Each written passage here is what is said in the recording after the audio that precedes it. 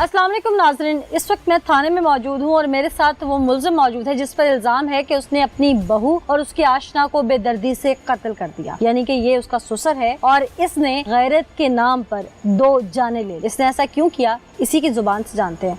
क्या नाम है बाबा जी आपका? बाबा जी, नाम तो आपका बड़ा मोतबर है, तो आपने जो गुनाह किया है, जो जुर्म किया है, वो कोई इतनी अच्छी बात मैंने नहीं किया जी। किसने किया? मोहम्मद शरीफ ते मोहम्मद अपना गुलाम बास ते अब्दुर्रहमान। वो कौन है? वो मेरे रिश्तेदार हैं। आपकी बहू थी ये? हाँ जी। आपकी बहू को आपके रिश्तेदार क्यों कत्ल कर गए? वो जब मुंडा आया ना 12:30 का टाइम होना, कुड़ी ने बुलाया या वो आप आया, ये नहीं मैंने पता। मैं आपने आंखों से अपनी बहू की कोई ऐसी चीज नहीं देखी? नहीं, मैंने नहीं कभी देखी थी, ना मुझे मालूम ही था। पहली दफा का वाक़या। आपको महसूस भी कभी नहीं हुआ? कभी भी नहीं हुआ। यानी कि हो सकता है कि ये खाली ड्रामेबाजी हो। अच्छा, फिर? मैं वाशरूम से गया, वाशरूम से जब वापसी आया तो मैंने बैठ के जाना महसूस हुई जो मैं खड़का जाऊंगा। जब मैं अंदर गया ना तो 2 जने थे, एक के 4 भाई। कौन? एक को लड़का तो मेरी नौ बैठे हुए थे, लेट रहे थे। अच्छा। वो जब मैंने देखा दवा कपड़े पहन ला पे मैं। आपने उनको बरहना हालत में देखा है? हाँ जी, मैंने एक थप्पड़ उसके मारा, एक उसके मारा। अच्छा। और दोनों को पकड़ के ना लड़की जो आके मेरी वाइफ के पास आ गई। जो लड़का आपकी बीवी भी घर में थी तो आपकी बहू ने इतनी जुर्रत कर ली? वो कमरे में रात को बारिश पड़ी थी, वो कमरे में ये रात का वक्त था? हाँ जी, रात का। अच्छा, फिर? वो जब मैं फड़ के तो एक थप्पड़ मुंडे से मारा, उन्होंने मैं तू के अंदर कमरे तार देता। आपका बेटा कहाँ था? मैं कराची में काम करता। अच्छा, फिर जी ना मैं आपकी बेटी को मैं क्या जी तुम उन्होंने ਉਹਦੇ घर आए फोन करो बहू के घर वालों को। हाँ जी, मैनू कहने लगे तुम मार दो। मैं क्या मेरे च इन्नी वाह नहीं। मेके कहने लगे बहू के? हाँ जी। अच्छा, तुम इनू मार दो, अभी तुहानू कुछ नहीं। मैं क्या नहीं, साडे च इन्नी हिम्मत नहीं, मैं गरीब आदमी हाँ ते मैं नहीं मार सकता। वो मुड़ के फिर दोबारा असीं फोन किया, वो फिर भी ना आए। फिर असीं वो लड़के नू फोन किया, या लड़की का बाप था, वो कराची में था।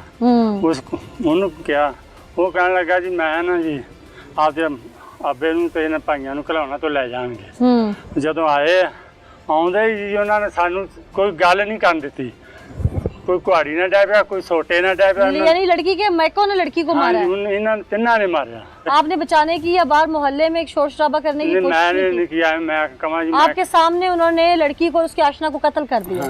वो जदों ना मुड़ के मैनू कहने लगा भी अगर जे तू ना बयान दिते ना तो मैं तेरे 2 बच्चे जेडे ना कराची काम कर दो मरवा दूंगा। ये क्या के गए आपको? हाँ जी, उस लड़की का दादा क्या के गया आपको? आप वो बैठा रहा जी जब तक मैंने बयान नहीं दिए, मुझे पकड़ के लेकर इधर लाया ही नहीं, जब तक उत्थे बैठा रहा। अच्छा, फिर? तो आज आपको अपने बेटों के कत्ल का या उनके डैमेज का डर नहीं है जो आज आप मुझे बयान दे रहे हैं, या उस दिन आपको डर था? लड़के उदों मेरे जदों इत्थे आ गया ना तो मैं उदों बयान बदल गया। सच अल्लाह को हाजिर नाजिर नाजिर करके कह रहा हूँ, क्योंकि ये हमारी आंखें वो देख रही हैं, हमारे कान वो सुन रहे हैं जो आप बता रहे हैं, दिखा रहे हैं। बिल्कुल। पर वो जो ऊपर कैमरा लगा हुआ है ना, नीली छतरी वाला, वो उसकी लाठी बड़ी बेआवाज है, तो वो मकाफाते अमल होता है। अगर आज इस केस से आप झूठ बोल के बच भी गए तो न जाने किसी ऐसी बीमारी या केस में फंस जाएंगे जहाँ से निकलना नामुमकिन होगा। जानते हैं ना ये बात? देनदार अगले जान में देनदार है। एक कत्ल पूरी इंसानियत का कत्ल। किसी के किरदार में अगर कोई झोल है और आप उसे अपने रिश्ते में नहीं रखना चाहते, खा वो किसी किस्म का भी रिश्ता है, तो आपके पास इख्तियार है उसे रिश्ते से बेदखल करने का। हाँ, ये बात तो तुम्हारी सही है। मैंने उसको बोला था भाई जान इसको ले जाओ, हमारी जान छोड़ो, हाथ बांधे उनके आगे, लेकिन वो नहीं लेके गए। नहीं लेके आउंदे ही रात को जिस वक्त आपने अपनी बहू को रंगे हाथों पकड़ा, उसकी कितनी देर बाद वो कत्ल हुई है? कोई घंटा 1.5 घंटा बाद सी। वो करीब ही रहते थे वहाँ पे? हाँ जी, वो आउंदे जाने टाइम लगा उन्होंने, इतना टाइम लगा। घंटा 1.5 घंटा आपने उस लड़के को क्यों बिठा के रखा? मैंने इसलिए बिठा के लाया, मनना नहीं सी जी ये तू सारे को ले जा। उन्होंने आते अपनी बेटी से कोई सवाल किया? कोई नहीं, मैं फड़ देगा तो डे पे मारना। इसके अलावा कोई बातचीत नहीं की? लड़के से कोई सवाल किया? मैंने यही, आपने लड़के से कुछ पूछने की कोशिश की, तुम कौन और कहाँ से आए और कब से ताल्लुक है? मैंने इस मुँह कहने लगा मैं तो इन्होंने तेरी ने सत्या मैंने कहने लगा। आप उस लड़के को जानते थे पहले? हाँ जानते सब। कौन था वो? आपके घर में बेदर्दी से 2 लोगों का कत्ल होता है, आवाजें बाहर नहीं जाती क्या? जंगल तो नहीं है, इलाका है, मैं देख के आई हूँ आप लोगों के घर। आप जो मुझे बता रहे हैं उसमें कितनी सच्चाई है वो तो हम पुलिस से ही पूछ लेंगे। नाज़रीन, ये जो मेरे सामने बुजुर्ग खड़े हैं जिन्होंने पहले आके थाने में बयान दिया कि मैं ये आला कत्ल लेके आ चुका हूँ और मैंने बेदर्दी से 2 लोगों को कत्ल कर दिया है। अब चूँकि चंद दिन के बाद वो अपना बयान बदलते हैं और वो कहते हैं कि वो लड़की जिसके घर वालों ने सुर्ख जोड़े में बया के इनके घर भेजी थी 4 माह कबल, वो खुद आए हैं और अपनी बेटी को बेदर्दी से कत्ल करके चले गए हैं और साथ में उसका आशना भी उन्होंने जान से मार दिया है। वो लड़की की फैमिली मंजर आम पर नहीं आई, उसके पीछे उनका बिरादरी का कल्चर था या कोई प्रेशर था या क्या था, ये बातें तो इन्वेस्टिगेशन में सामने आएंगी, लेकिन पुलिस ने अभी तक इंटरोगेट किया। हमारी पूरी कोशिश है कि सच्चाई आपके सामने रखी जाए। पुलिस ने क्या इंटरोगेट किया, इन्हीं से जानते हैं। एसएचओ साहब भी हमारे साथ मौजूद है। हकायक क्या है? एक शख्स जो गिरफ्तारी देता है उसका बयान पहले कुछ है, फिर अचानक वो अपना बयान बदलता है, दिन दिहाड़े या रात के पहर 2 लोग कत्ल होते हैं, जंगल नहीं है, भरा हुआ गांव है, वो कोई ऐसा गांव भी नहीं जो पहलियों में दूर दूर घर हो, किसी को आवाज़ नहीं जाती है। मतलब क्या अंदर कोई मुर्गी ज़िबा तो नहीं हुई, 2 इंसान ज़िबा हुए हैं? जी बिल्कुल। तो कैसे ये सारा मामला हुआ, इसके पीछे कौन है असल कसूरवार? असल में जब पुलिस को इतला मिली, मैं अपनी पार्टी के साथ वहाँ पे मौके पे गया, तो सबसे पहले मैंने जब देखा वहाँ पे 2 लाशें पड़ी हुई थी, एक लड़की थी और एक लड़के की थी। उनका इंटरोगेट किया, चेक किया मैंने। एक का नाम सफियान था, एक का नाम लड़की का रिमशा था। उस वक्त मौके पे घर पे मुझे सबसे पहले ये बंदा मिला मुझे, फकीर हुसैन। इसने कन्फेशन किया, इसने कहा कि मेरे घर में ये रात को तकरीबन 12 सवा 12 के करीब ये इंटर हुआ है।